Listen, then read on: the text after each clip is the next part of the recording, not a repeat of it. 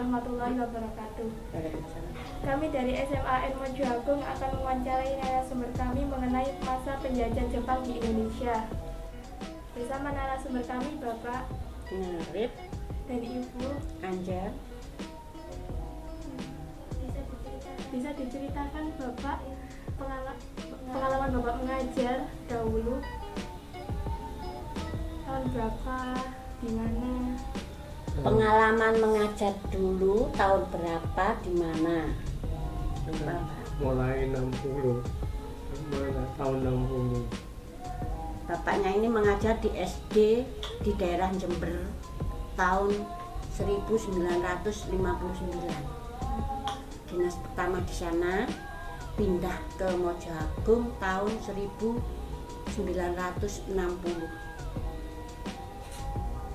1964. Dia tahun 1965 pindah ke Wonosalam sampai dengan tahun 1992. Itu di mana? Wonosalam. Tempatnya? Apa? Wonosalam 2, Tukum. SDN Wonosalam 2, Tukum. Bapak asalnya dari mana? Jagung. Depan ini rumah induknya. Dulu.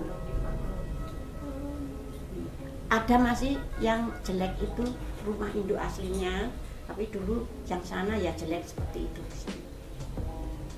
Kalau ibunya? Kalau saya dari Blitar, kesini ke masuk Mojo Agung tahun 1964 di Kauman Utara. Kemudian tahun 1966 masuk Wonosalam mengajar di SDN Wonosalam 1 sampai dengan tahun 1979. Kemudian pindah ke sini sampai dengan tahun 2008 di SD Dukumojo 2. Sebelahnya Pak Ayi, sebelahnya masjid. Sampai di situ.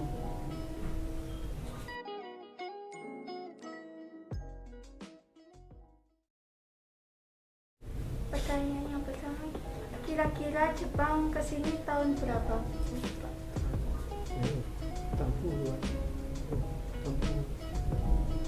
Yang diingatnya Jepang kesini tahun sekitar 1940. Betulnya tahun berapa? Mungkin kalau dari buku sih hafal ya, dari buku tahun itu. Tapi dia mengatakan 1940. Pada saat itu kan Jepang belum kesini kan? Jepang kan 42. Nah, saat itu mungkin dia apa ya? Ingatannya bercampur dengan ingkatan masa Belanda. Ya, membedakan antara Belanda dan Jepang sulit. Peristiwa pertama kali Jepang ke Indonesia itu melakukan apa?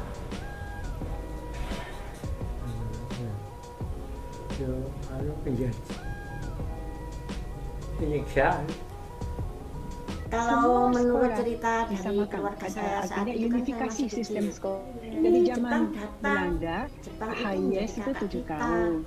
Sekolah Kita dasar harus 3 tahun atau menghormati. paling 5 Jadi, tahun. Jepang datang Tapi ke daerah zaman kita Jepang itu dianggap diadakan kakak bagi keluarga sana. Karena Jepang itu mengajak masyarakat untuk berbaris. Itu katanya dia melatih kita untuk menjadi serdadu, untuk menjadi tentara supaya bisa memerangi Belanda. Jadi Jepang itu membantu kita untuk menghabiskan Belanda. Katanya keluarga begitu loh ya cerita, bukan dari buku. Saya tidak melihat dari buku ya, melihat itu yang diceritakan keluarga seperti itu. Pak atau Ibu, apakah masih ingat peraturan yang diberikan Jepang untuk Indonesia?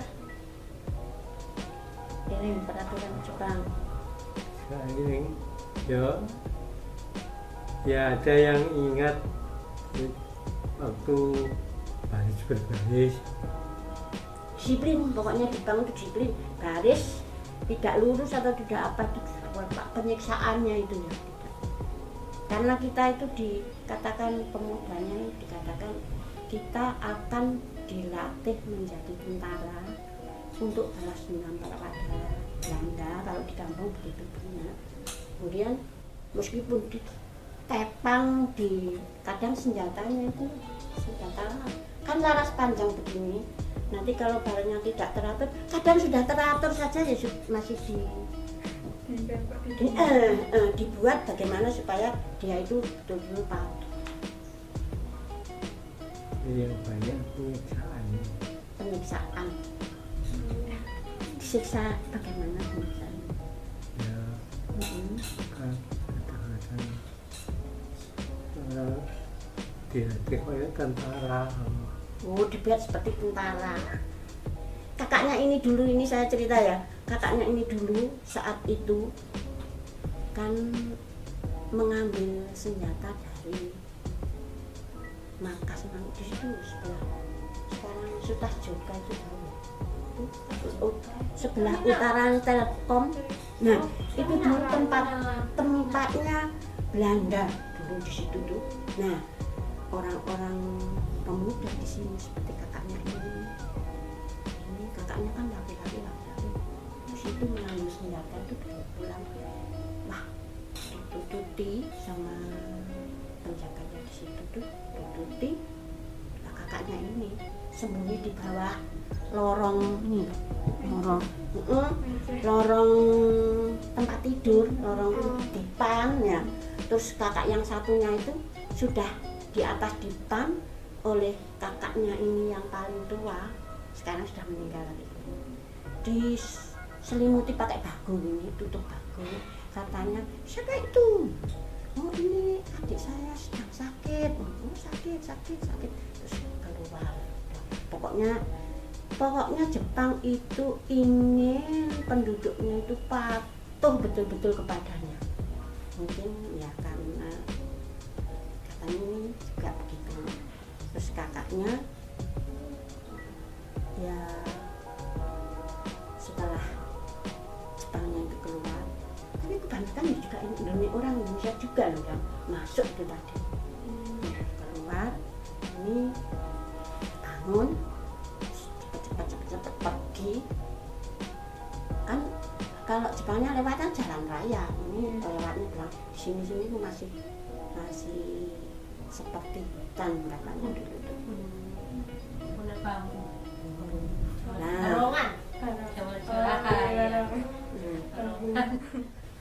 Terus kebaikannya Jepang itu yaitu tadi disiplin. Karena kedisiplinannya kita itu mencontoh disiplinnya, kemudian bisa membentuk seperti pasukan bawah tanah. Jadi pasukan tidak diketahui situ. Kalau siang hari ya berjualan rumput, jual rumput atau berjualan apa ke pasar pakai topi besar. Tapi kalau ada pasukan, sebenarnya pasukannya itu banyak yang Indonesia malah yang di bawah-bawah. Nah, kalau ketahuan itu masuk ke dalam got. Masuk dalam got sampai orangnya pergi, kalau sudah jualan lagi, katanya begitu. Nah, murid sekolahnya dengan keluarnya banyak keluarnya. Keluar itu kadang-kadang ada yang ke tempat penanaman jarak. Jadi sawah-sawah penduduk ditanami jarak. Biasanya kan ditanami padi, karena ditanami jarak kan Kecot. kan ini orang-orangnya tidak mempunyai makanan. Nah, lama-kelamaan orang-orang desa itu tahu, oh ini juga seperti Belanda. Baru seperti itu orang-orang desa itu mau bergerak untuk menghindari orang-orang Jepang tersebut. Akhirnya dia mau membentuk pasukan-pasukan untuk memeranginya. Tapi setelah saat itu kan masih banyak Belanda, karena di sini ki sudah di SD Mojotresno kalau tidak salah, dulu itu juga markasnya kalau tidak salah markasnya Belanda. Terus di sana itu ada pandai besi. Nah bapaknya ini biasanya kerja di pandai besi. Iya. Nah kalau pulang tuh bawa satu tombak. Jadi pas membuat besi di sana itu entah membuat apa nggak tahu, dia pasti membuat satu di sak. Jadi yang dibuat pertama kali satu di sak, nanti dibawa ke teman anak-anaknya tadi. Sekarang anaknya yang itu tadi yang dianggap sakit terus masih hidup toh, tidak sampai terkena, itu sekarang sudah meninggal, makamnya di makam pahlawan Jombang situ, dimakamkan di situ yang Pak Wono ya, Pak Wono. Nah, yang itu milik yang kakaknya yang satunya lagi tidak menjadi tentara tapi menjadi pegawai kecamatan. Terus adiknya lagi tidak mau menjadi tentara, kan dulu pekerjaan itu dibagi sama teman gerilyanya gitu. Jadi teman gerilya itu membagi pekerjaan tersebut pada teman, kamu mau kerja di mana, itu sudah merdeka itu membaginya, sudah tahun 45. Jadi Jepang itu bagi kita kedisiplinan yang utama untuk masuk ke dalam kejiwaan pemuda di Indonesia itu kedisiplinan. Kalau yang lain-lain kita merasakan sendiri pada mulanya baik, terakhir juga tidak baik juga. Ya, kembali katanya mau membantu, tapi ya juga membantu juga karena disiplin, karena belajar berorganisasi juga. Terus kejelekannya itu tadi melatih baris, memang sengaja untuk menganiaya. Kalau dipikir-pikir, melatih baris salah tidak lepas dari pukulan. Nah, salah pukul, tuh. Terus pengurangan tanah penduduk ya. Kan kalau di buku-buku diterangkan dari Belanda ya, Jepang pun juga iya mengambil hasil dari penduduk juga. Tidak ada yang betul-betul membantu, tidak ada. Jadi kita sekarang sebagai generasi penerus, hendaknya kita ingat saat-saat itu bagaimana penduduk seperti di daerah saya dikirim ke daerah Tulungagung untuk membuat bendungan, selokan yang mengalirkan air ke laut ya, terus membangun tepi laut tanpa diberi makan, kata ayah saya, karena saya dulu juga ikut ke situ. Yang pulang itu orang yang tahu seluk-beluk hutan di situ.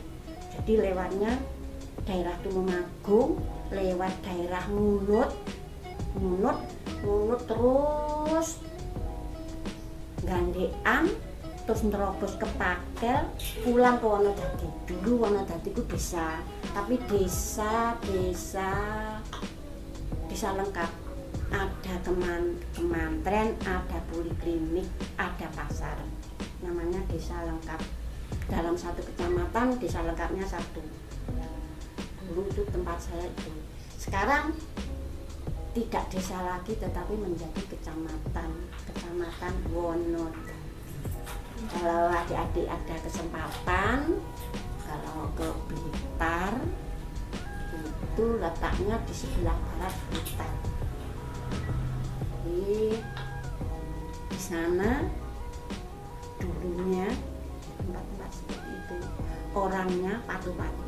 Sampai sekarang ya, maaf ya kalau di sini ada yang bukan asli pribumi ya. Di sana itu di daerah Wonodadi, maaf itu kenyataan. Dulu ketika saya kecil ada penduduk Tionghoa dari Tionghoa berjualan di situ tidak akan laku.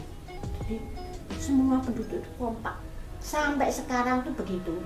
Padahal sekarang sudah ada sudah ada percampuran ya, tapi di sana masih tetap di bidang. Tetapi daerah-daerah yang seperti itu sampai sekarang ya tetap seperti itu saja. Tidak ada pabrik-pabrik besar ya, tidak ada. Karena kan khusus tentang hasil bumi, terus bahan makan.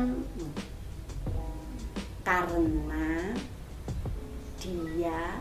mereka itu takut kalau orang asing ke situ kemudian menduduki tempat-tempat itu, takutnya. Jadi ketakutan itu turun menurun sampai sekarang pasarnya itu tidak ada orang non pribumi. Padahal di sana itu ada, saat itu orang Tionghoa menetap di sana, menikah dengan orang sana.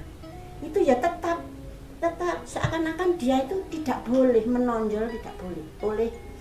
Pokoknya ya ini berjualan. Iki regane sakmene, dipilih bukan yang dari situ. Apalagi kalau reganya sama, pilihnya sama. Jadi ada membedakan bahwa itu kalau diberi kesempatan akan menjajah lagi. Perasaan orang kampung itu sulit loh untuk karena mereka itu pernah kakek-kakeknya merasakan dibawa ke daerah Tulungagung itu tadi apa, kalau pulang jarang yang pulang ya, pulang di rumah meninggal, kadang di perjalanan sudah meninggal. Yang kebanyakan itu kena malaria, kena penyakit malaria saat itu. Ya ada sedihnya, ya ada kegembiraannya kita rasakan sampai sekarang. Kita merdeka juga atas bantuan mereka, meskipun tidak semuanya, 1-2, meskipun 1 dari 1000 ada bantuan dari situ. Contohnya tempat untuk mendeklarasikan, merapatkan akan kemerdekaan ya, itu kan juga orang Jepang juga. Nah ya ada yang seperti itu, orang Jepang yang baik hati juga ada, kan tidak semuanya. Kan itu tadi kan ya juga orang-orang itu kan disuruh dari atasannya, kalau tidak sesuai nanti kan ya kena. Iya, yang saya ketahui hanya seperti itu. Pesan yang bisa diambil dari pengalaman masa penjajahan? Enggak, tadi kan termasuk tadi karena dijajah itu tadi merasa dirinya sulit, kemudian dia kalau ada orang asing yang ke situ dia lebih hati-hati. Daerahnya sampai sekarang itu seperti itu loh, betul. Daerahnya itu masih murni penduduk Indonesia. Ada satu kelompok ini, tapi ya sudah seperti bangsa Indonesia, sudah membudidaya, karena neneknya dulu yang Tionghoa terus turun. Mungkin sekarang masih ada atau tidak, saya enggak pernah ke sana, sekarang sudah lama di daerah itu. Tapi katanya sampai sekarang tidak ada pedagang penduduk asing yang di situ yang bisa mencari pekerjaan atau berusaha berwira swasta dan lain-lain seenaknya sendiri, sulit ya di daerah Wonogiri. Jadi kalau ingin melihat boleh di sana, itu mungkin masih ada orang-orang yang tua di sana kan, desa mungkin masih ada orang yang lebih tua dari saya. Di sana itu ada, tapi ya perempuan, dan dia tidak pernah kemana-mana. Itu sudah usianya mungkin sudah di atas 100. Ya, dari kami, pertanyaan kami hanya itu saja. Terima kasih untuk Bapak Ngarif sama Ibu Anjar. Ya, saya Mohon maaf kalau ada ketentuan-ketentuan ya. Iya. Terima kasih Pak. Tapi di Wassalamualaikum warahmatullahi wabarakatuh. Waalaikumsalam.